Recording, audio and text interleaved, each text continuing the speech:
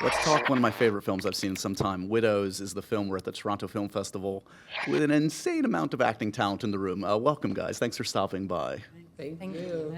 We were just talking when you sat down. This cast is unbelievable, as evidenced by you four ladies and also the extended ensemble of this. There's not a weak link in this group. Just talk to me a little bit about, the appreciation in this job when you sort of realize the company around you on a set when this cast gathers for the first time. Did it strike you as something special? Viola? Well, when there's collective talent like that, it's going to be something to be reckoned with. And that it forces you to step up your game also. It's because a lot of times you don't know how a project, well, most of the time, you don't know how a project is going to turn out. But it helps that when you have a foundation of great talent and, and people who take risks. Right. So that's how I felt. And at the helm of the ship was Steve McQueen, who is no slouch. And he, I always say he doesn't move on from a take unless he gets exactly what he wants. And I like that kind of boldness. So, yeah.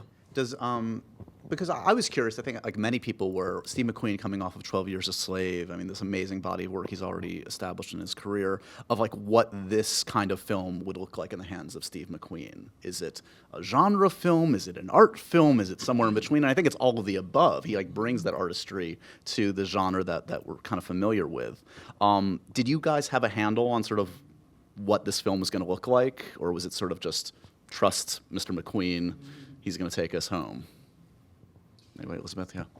I didn't know what it would look like. I knew what it felt like to make it, and it was incredibly visceral and sort of liberating at the same time. It was a very empowering set to work on. But it's also interesting because there are so many storylines in the film that when I watched it for the first time, it was the first time I saw Colin and Robert's work together, or Brian and Daniel's work. And that opened up this whole other part of the world. I mean, our world was such a bubble. The widows exist in this sort of encapsulated story, and they have to sort of shelter themselves from the outside world to survive what they're trying to do. So suddenly, it was the first time I had seen those colors in the film, but I didn't know what it was going to look like in an interesting way. But I think, expanding on what Viola said, working with Steve is sort of like the most blissful version of jumping off a cliff, really. Right. And you just trust him so much, he's going to hold you, and you're not scared to fail, So, yeah.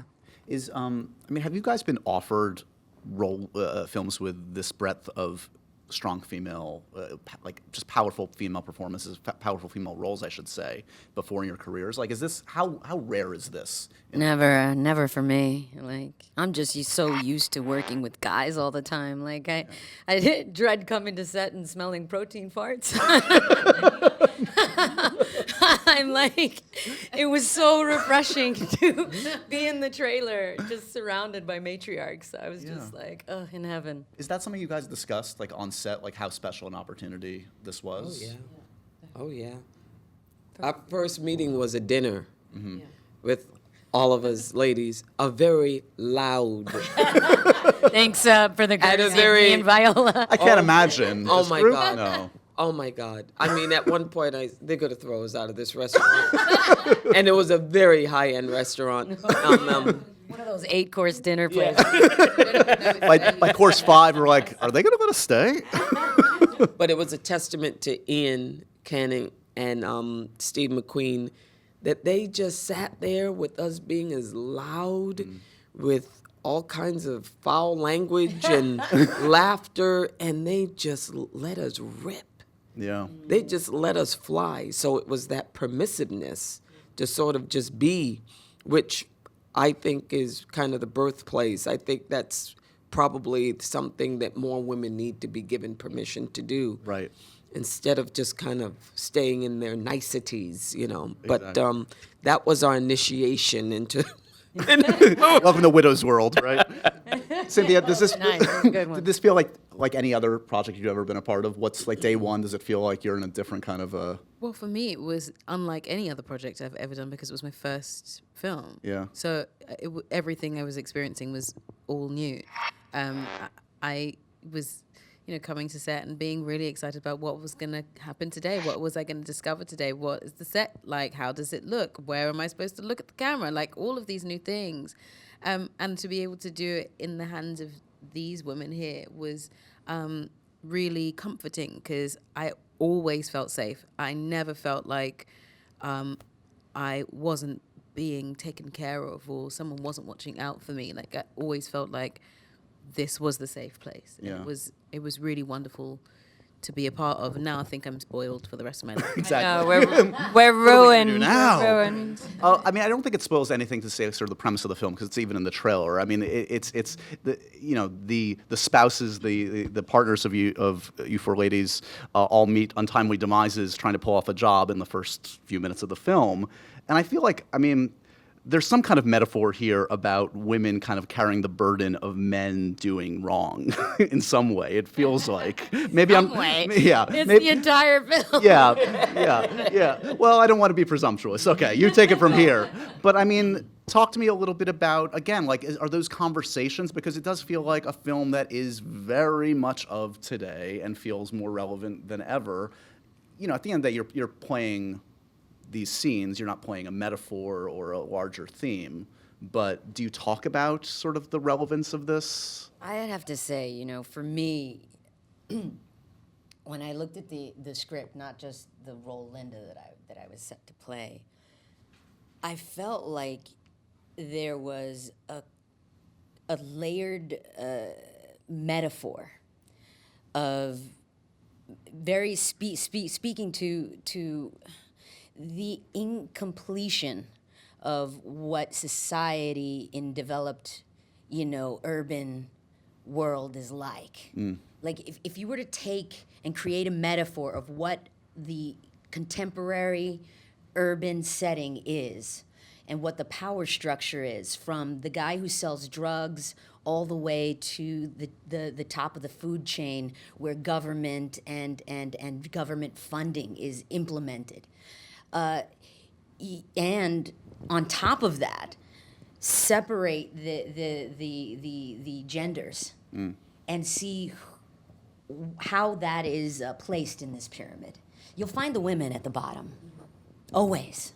And it doesn't matter whether it's in politics, whether it's in, entertainment, whether it's in art, whether it's in, government and administration. Mm-hmm. And so I felt like this film really captured the essence of that in a multicultural, layered way. Right. And so I was like, this is it. This is what we've been talking about. This is what we go for. I'm like, you took a picture of today, Steve. You took a picture of today and why the world feels so incomplete, why we live under this idea of mankind and not this idea of humanity. Yeah. And it's because of the lack of a female voice. Man is not complete without woman. Woman isn't complete without man. Without that unity, we're living in an incomplete society. Yeah. And so I was just so grateful to be a part of this. Well, we were talking. I mean, like, yeah. When you walked in, we were talking a little bit about Karen Kusama, who you obviously started your career Love with. her. Amazing, and she's back here in Toronto with a film that's being very well received called Destroyer. And we've obviously all been having this dialogue, especially in the last year. It was basically right after Toronto that the sea change started to happen, and the dialogue about Time's Up and Me Too sort of kind of kicked off. Like in practice, are you seeing like a difference in terms of the environment on sets, in the opportunities, and Thanks, Trump. You got us all riled up. does it feel like in practice things are a year later have changed much, or are we still doing mostly just talking about it, and films like this are the exception to the rule? Tough. I think I'm seeing some changes. However, I'm waiting to see the practice of it being more present. I think in the idea is there, the idea to change, the idea to make the workplace a more equal place, the idea to, I'm not too sure about equal pay because I have the experience of that myself, where it's literally someone telling me that I'm telling I guess telling whoever's on set, whichever woman might play the role, that they are less important than the male characters. Literally, that was like a couple of months ago. So we're still fighting the battle, but what I think is important is that now it's not hidden. The conversation is being had out loud, and we're able to talk about it. And the more you talk about it, the less you can hide. You know, when you see something, you can't pretend it's not there. Right. Once you see it once, you'll keep seeing it. So if there's repetition, eventually it will take hold, because the only thing to stop repetition is to change tack. You know, you can't keep doing the same. Was it Einstein that said to do something the same way and expect a result? Madness. It's or madness. DC, right? Yeah. So Yeah. Exactly. Not going to change anything. It's true. It's When's not the gonna miracle change happening? anything. Yeah. So What were we gonna say? Yeah, Yeah. sorry. So now, you know, once we have the conversations and people start listening and actually taking heed of what the conversation is asking of them, then I think we start to see real change. It's happening, but we can make it happen more. But, you know, my question for you would be, the Me Too time's up as it relates to sexual assault, as it relates to gender equality in pay, as it relates to, you know, I guess if it relates to everything. My fear with the whole movement is that it leaves out the disenfranchised, the everyday man. That we're only focused on Hollywood, Right. and the Weinsteins and the Asia Argentos and the Rose McGowans, and no one's talking about the multi-billion-dollar business, which is sex trafficking, which, you know, affects 70% of them are girls of color, you know. And these are 14, 12-year-olds coming out of foster care, runaways, where, you know, pimps are just picking them up and they're disappearing. And they don't have a Weinstein or a studio exec who is the predator. How can they tap into that, you know, that legal defense fund? You know, they're going to, at best, they'll get a public defender. That's even if they get there. Most of the time, they end up dead. Right. If they, you know, if anyone even gets the hint that they're going to be outed. I care about that girl. And I care about all those single moms out there who are on public assistance out of desperation, who are living on or below the poverty line. That, you know, they're not on MTV saying I'm getting $500,000 an episode and my male co-star is getting $750,000 an episode. I look at those conversations and I sort of get why people don't even vote, you know, when that's what we're focused on. Yeah. And the 97% of people who are in prison who have never even had a trial. I feel that with all the Me Too and Time's Up, if we're not bringing up all women, The ones that then have we're no doing voice, that have no, absolutely nothing. We're getting nowhere. Those are larger numbers than what's going on in Hollywood. Do you feel it's apples and oranges when it comes to like the way you approach your work and the roles you choose? Is it compartmentalized? Is it like I can do something that has no greater good or greater contribution to society and something just for fun, or are the stakes now so high that everything sort of needs to be weighted with societal implications and political implications? I gotta say something. Yeah. You know, for many years, I've felt like an activist more than an actress. Mm-hmm. You know, there's this unspoken, unquantifiable thing that being on the big screen does for a minority. Mm-hmm. Any minority. Mm-hmm. You could be a white minority who's female, you know? Right. And it's not even minority because 51% of the American population is female. But I'm talking about minority in the minds of the consciousness or collective consciousness of the culture. Mm-hmm. It's very important to have images that include you. Yeah. It is. It is. And so I think, you know, and I think, you know, there's hope. I think that there's a beauty to the fact that there are young actresses who are female who are deciding to direct movies. I think that it is beautiful when I see, my hairdresser decide to pick up a pen and a piece of paper and write a script, and now she's getting a greenlit TV show. I'm like, yes, I want to see more women making stories, because every time I go to a museum, it's a man's view of the world around. And every time I read a book, it's a male's view of the world. I want to see what women are thinking. We are half of the planet. And so I really feel hope in this movement and in people actually getting some fire under their asses and actually voicing themselves.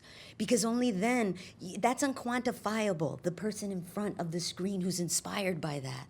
You can't put that in a number. You can put it into box office tickets, whatever you want, but you can't count how that little girl was inspired to take an engineering class because she saw a doctor who happened to be an ethnicity that wasn't, the common ethnicity for a female doctor. So I think it's powerful what we do, and we should give it a little bit more love. Yeah. And hope. Be hopeful. Oh no, I am hopeful. We're ending on hope. It's good. Yeah. There are good vibes in We the are room. we are ending on hope, but that's the hope that you talk specifically about Me Too Time's Up, Yeah. not just our careers. You talk specifically Yeah. about a movement, and the movement has got to be for Larger all. than the entertainment Larger industry, of than, course. yeah. I hear you. Congratulations on the film. This was an amazing conversation. Thank you so much for stopping by. Everybody should check out Widows. It's a special piece of work. Thank you, guys. Thank Enjoy you. your Toronto. Thank you so much. Thank you.